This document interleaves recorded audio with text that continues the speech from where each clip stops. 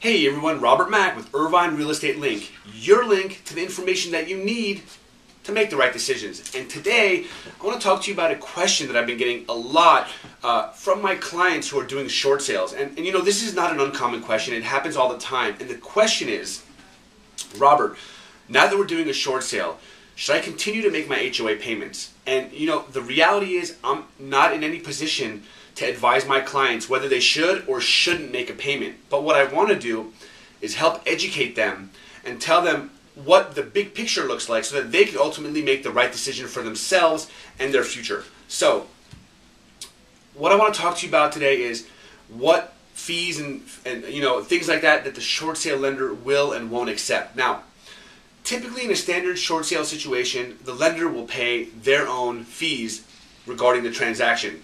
Title fees, escrow fees, you know, back property taxes, county transfer fees, city transfer fees, things like that. However, there are certain fees that most lenders may not pay but may pay, and those fees are home warranty, termite repairs, termite inspection, credits to the buyer for closing costs. Those are fees that may not get approved, but some banks do approve them. But there's one fee there's one payment that 9 out of 10 banks will not approve, and what that is that the delinquent HOA fees. Now, most banks won't approve this. There may be a bank that will, so I never like to use an absolute, but in 9 out of 10 cases, the bank will not pay delinquent HOA fees. So what happens now is that who's going to pay that fee to close the transaction? And many times we look at the buyer. We want the buyer to pay that in escrow, but not part of the transaction, not part of the proceeds.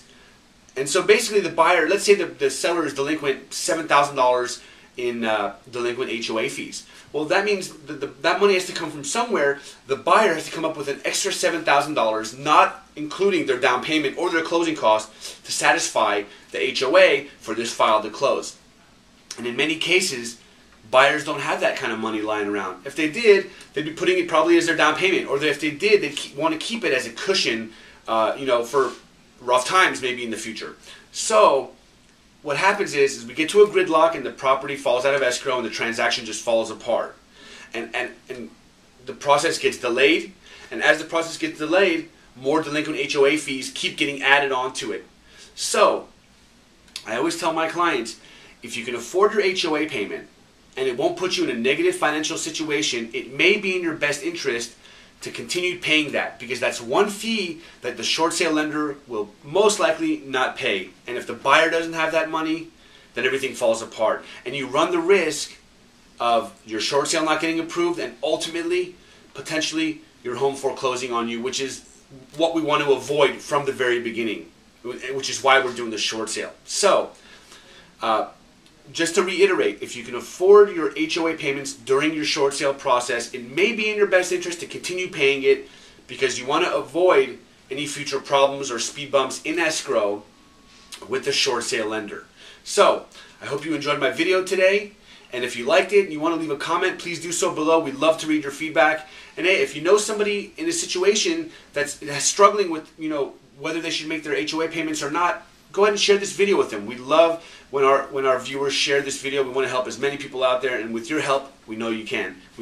And if you want to visit our website at irvinerealestatelink.com, there are so many great buyers and sellers resources out there, and I'll talk to you soon.